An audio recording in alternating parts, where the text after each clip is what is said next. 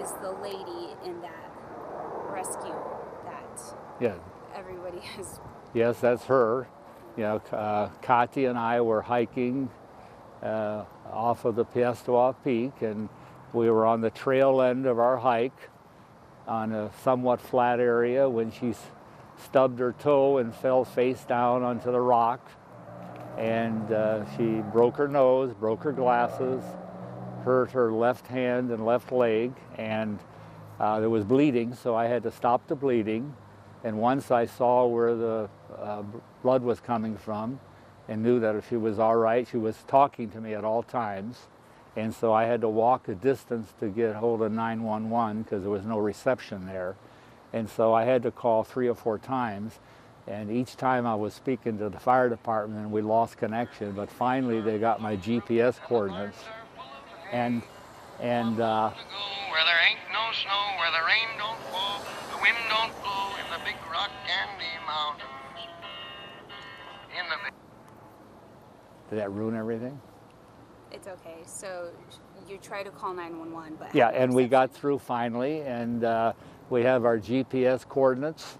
And so about that time, 2 hikers came by, and one of the ladies stayed with me, and the other one went to the cul-de-sac to make sure the firemen knew where we were. And it was 20 minutes, maybe 25 minutes later, 15 firemen or so came, and they looked at Kati, and they took her blood pressure, checked for vitals, and was talking to her, and then they discussed what they were going to do, whether they were going to roll her out or fly her out. And then she told them that her hip was hurting her, so the fire department made a decision to bring a helicopter in, and because they didn't want to do any damage to a possible hip injury. So probably 10 minutes later, maybe 15 minutes later, the helicopter came and they hooked her up and put her in the basket with a helmet and restraints and so forth. And the next thing I knew, she was flying in the air. And of course, everybody saw the spinning.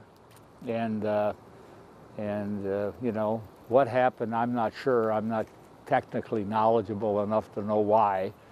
But I know up to that point, the firemen were just wonderful. You know, they did everything to make her comfortable. And so they were even, you know, the ones that were near me were a little bit awed by the spinning and how long it went.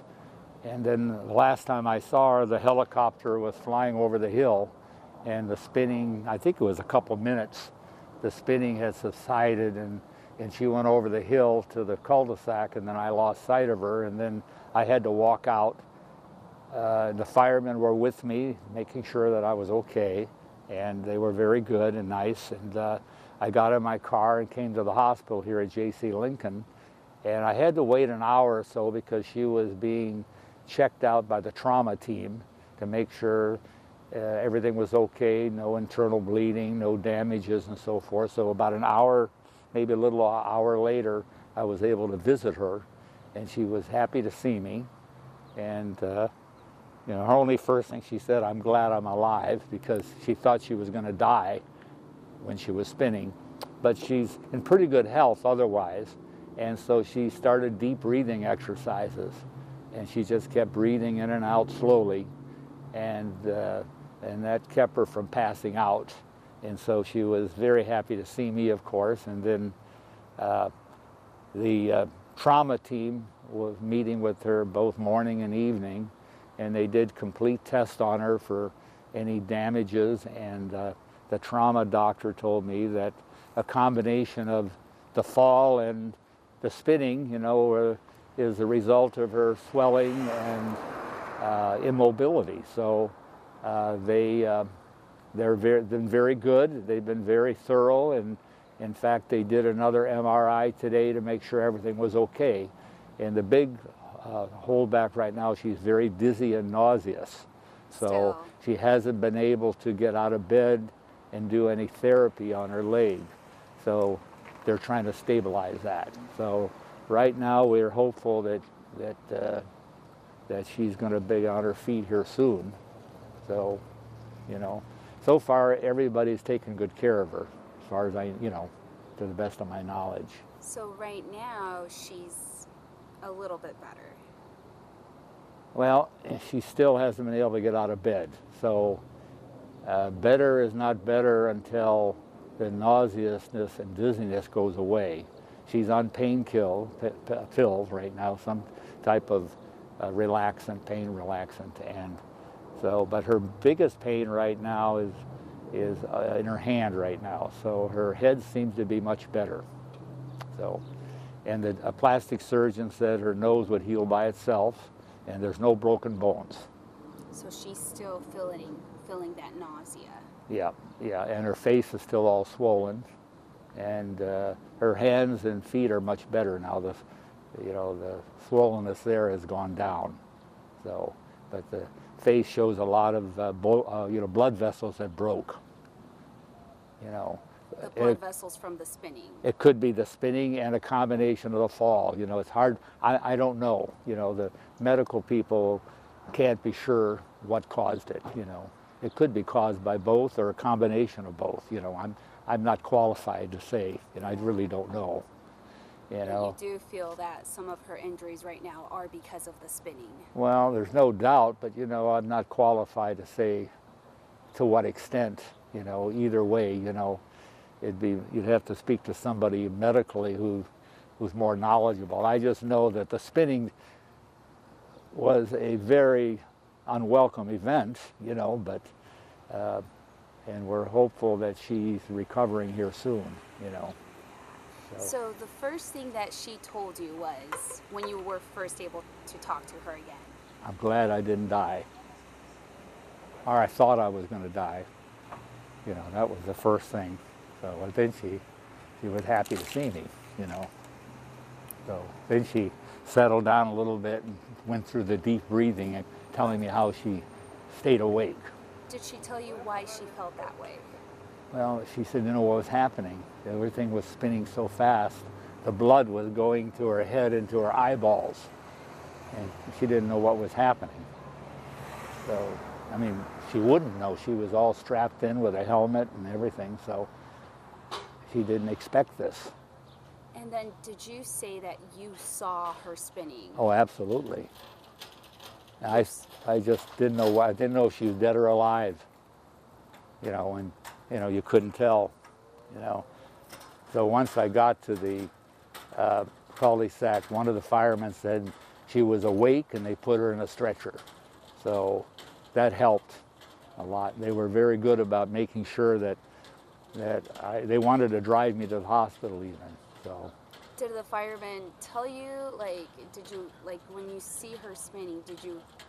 No, they just, one of them said, oh my gosh, and then they didn't say anything else.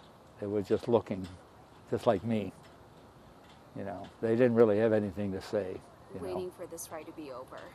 I think they were waiting for the spinning to stop just like I was, you know, and just watching, you know. You're seeing that, what's going through your mind? Well, it was terrible, you know. It was, you know, what's happening to her? How long is this going to go on, you know? Will she be all right? Is she going to throw up? You know, who knows, you know? So, you know, but I was happy when I got to the parking lot when somebody said she was awake. So that was very comforting to me. So they were very good about staying around till I got there. So, and like I said, 3 of them walked me to my car. So.